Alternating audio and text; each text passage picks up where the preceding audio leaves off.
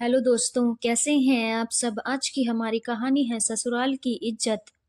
तुम्हारे घर से जब कोई रिश्तेदार आता है तो तुम्हारे चेहरे की रौनक देखने लायक होती है। तब तो बड़े हंस हंस कर आज ये बनवाओगे कल वो बनवाओगे, लेकिन जब मेरे घर से कोई आता है तब तुम्हें क्या हो जाता है। सुमन अपने पति अनुज से शिकायत करते हुए बोली। सुमन, मेरे पास तुम्हारी इन फालतू बातों के बारे में सोचने का कोई वक्त नहीं है। तुम पता नहीं बैठे बैठे क्या मनगढ़ंत बातें बना लेती हो और फिर बस उस बात को पकड़कर बैठी रहती हो। अनुज जैसे कुछ सुनना ही नहीं चाह रहा था। वाह अनुज, तुम्हारा अच्छा है, मैं मनगढ़ंत बातें बना रही हूँ। क्या मुझे दिखता नहीं है? आज तुम्हारी बहन यहाँ तुमसे मिलने आई तो कितना खुश होकर तुम्हारे दीदी जीजाजी के लिए पकवान बनवा रहे थे। यहाँ तक कि तुमने छुट्टी भी ले ली। पर उस दिन जब मेरे भाई भाभी आए थे तब तुम्हारे पास उनसे बात करने के लिए आधा घंटा भी नहीं था। तो तुम क्या चाहती हो, मैं छुट्टी लेकर घर पर ही बैठा रहूं? रिश्तेदारों का क्या है, वो तो आते जाते रहेंगे। तुम्हारे भैया भाभी थे तो तुम्हारा होना जरूरी था। तुम्हारे रिश्तेदारों को तो तुम ही हैंडल करोगी ना। भला मेरा क्या काम था जो छोटी सी बात का बतंगड़ बना रही हो? अनुज ने लापरवाही से कहा। अनुज की बात सुनकर सुमन चौंक गई। मेरे रिश्तेदार? और नहीं तो क्या, तुम्हारे रिश्तेदार। जब वो लोग तुमसे मिलने आएंगे तो तुम्हारा होना जरूरी है। मेरे रिश्तेदार आएंगे तो मुझे छुट्टी लेना जरूरी है। इसमें गलत क्या है? सुमन को जवाब देकर अनुज अपने मोबाइल में लग गया।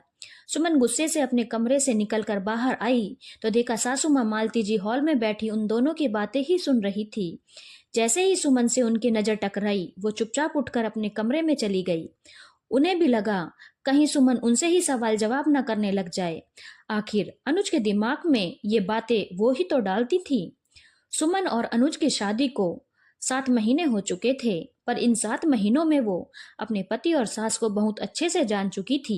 दोनों अक्सर ही ऐसा करते थे। शादी के 1 सप्ताह बाद ही सुमन का भाई जब उसे लेने आया तब 1 घंटे तक वो अकेले ही बैठा रहा। पर मजाल है कि कोई उसके साथ बैठा भी हो। अनुज तो जरूरी काम का बहाना बनाकर दोस्तों के साथ बाहर निकल गया और सासू माँ मालती जी सुमन के कमरे में उसकी पैकिंग पर पैनी नजरें रखे हुए थी कि वो क्या क्या सामान मायके ले जा रही है। पर ऐसा नहीं कि अगर अनुज नहीं है तो वो ही जाकर उसके भाई के पास बैठ जाए।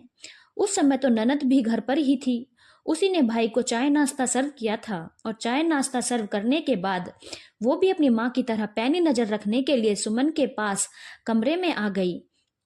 सुमन को भी बड़ा अजीब लगा, पर नई नई शादी में क्या ही कहती। भाई ने भी खैर ज्यादा ध्यान नहीं दिया, लेकिन जब ये अक्सर होने लगा तब भाई को भी समझ में आने लगा कि सुमन के ससुराल वालों को उनके साथ बैठना पसंद नहीं है। जब सुमन ने इस बारे में अनुज से बात की तो अनुज ने कहा, देखो सुमन, मुझे नहीं पता तुम्हारे घर में क्या होता है। ऐसा है कि ससुराल वालों के साथ इतना ज्यादा भी उठना बैठना नहीं चाहिए, वरना अपनी इज्जत घट जाती है और अपनी इज्जत करवाने अपने हाथ में है। जब उसने इस बारे में मालती जी से बात की तो मालती जी ने भी अनुज का ही साथ दिया और उसी की बात को दोहरा दिया और कहा, देखो बहू, दामाद को ससुराल वालों से एक हद में रहकर ही बात करनी चाहिए ताकि उसकी इज्जत बनी रहे। तुम्हारे रिश्तेदारों के साथ उसे अच्छा नहीं लगता, इसलिए वो उनके साथ ज्यादा बैठना पसंद नहीं करता। सुमन को उनकी सोच पर ही हैरानी होती थी, क्योंकि जब ननद नंदोई घर पर आते थे तब नंदोई जी सबसे बड़े हंस हंस कर बात करते थे। उन्हें देखकर भी क्या ये लोग कुछ नहीं सीखते थे? पिछले सप्ताह जब सुमन के भाई भाभी घर पर आए थे तब सुमन को लगा था कि भाभी पहली बार घर पर आ रही है तो शायद अनुज कुछ देर रुककर उनसे बातचीत कर ही लेगा, लेकिन नहीं। जैसे ही उन लोगों ने घर में प्रवेश किया अनुज ने बस उन्हें नमस्ते किया और ऑफिस के लिए रवाना हो गया। सुमन और भाई एक दूसरे की शक्ल देखते रह गए। अनुज क्या कम था जो सासू माँ भी थोड़ी देर में सत्संग का बहाना कर रवाना हो गई। भाभी ने तो आखिर पूछ ही लिया कि कंवर साहब की किसी बात से नाराज हैं क्या। सुमन को तब बहुत बुरा लगा। आखिर ये सब देखकर भाई भाभी भी थोड़ी देर में चाय पानी पीकर ही रवाना हो गए। लेकिन आज जब खुद अनुज के दीदी जीजाजी आए तो ऑफिस से भी छुट्टी ले ली और बोल बोल कर पकवान बनवाए, वो अलग। और ऊपर से अब ये जवाब कि तुम्हारे रिश्तेदारों को तुम हैंडल करो और मेरे रिश्तेदारों को मैं हैंडल करूंगा। बस सुमन ने भी अब ठान लिया था कि अब जवाब देना ही पड़ेगा। खैर, अभी तो सुमन ने फिर भी कुछ नहीं कहा, लेकिन जब 2 महीने बाद अनुज के दीदी जीजाजी का दोबारा आना हुआ तो उनके आने के थोड़ी देर बाद ही सुमन अपना बैग पैक करके बाहर आ गई। उसे सामान के साथ देखकर ननद ने पूछा, अरे भाभी, आप कहीं जा रही हो क्या? हाँ दीदी, मैं अपने मायके जा रही हूँ। सुमन का जवाब सुनकर अनुज ने कहा, अरे तुम अभी कैसे जा सकती हो? दीदी आई हुई है, जीजाजी आए हुए हैं, घर में मेहमान आए हुए हैं, तुम्हारा होना तो जरूरी है। मेहमान? लेकिन ये तो आपके रिश्तेदार हैं ना, फिर भला मेरा रुकना क्यों जरूरी है? सुमन का जवाब सुनकर मालती जी बीच में बोली, बहू कैसी बातें कर रही हो तुम? शर्म बेच खाई है क्या तुमने? और ये तुम्हारे मेरे रिश्तेदार क्या होता है? भूलो मत, तुम इस घर की बहू हो। अनुज ने कहा, अरे ये मेरी जबान नहीं है, ये तो आपकी ही जबान है। याद कीजिए, आपने ही तो कहा था ना कि जब तुम्हारे रिश्तेदार आएंगे तो तुम हैंडल करना और जब मेरे रिश्तेदार आएंगे तो मैं हैंडल करूंगा। तो मैं गलत क्या कह रही हूँ? अरे अनुज ने कुछ कह दिया तो इसका मतलब ये नहीं कि तुम जिम्मेदारी से अपना मुंह मोड़ोगी और यहाँ दामाद जी के सामने हमारी बेइज्जती करोगी। मालती जी नाराज होते हुए बोली, अच्छा, मेरे ये सब करने से आप लोगों की बेइज्जती होती है, लेकिन आप जो मेरे परिवार वालों के साथ करते हो उसमें तो आप लोगों की बड़ी इज्जत बढ़ जाती है। आप मेरे रिश्तेदारों से बात करना भी पसंद न करो और बदले में मैं आप लोग मुझसे उम्मीद करते रहो कि मैं आपके रिश्तेदारों को अपना मानती रहूंगी।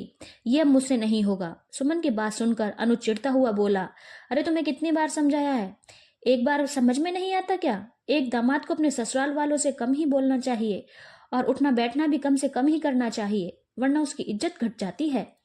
अरे साले साहब, ये बात तो मुझे भी नहीं पता थी।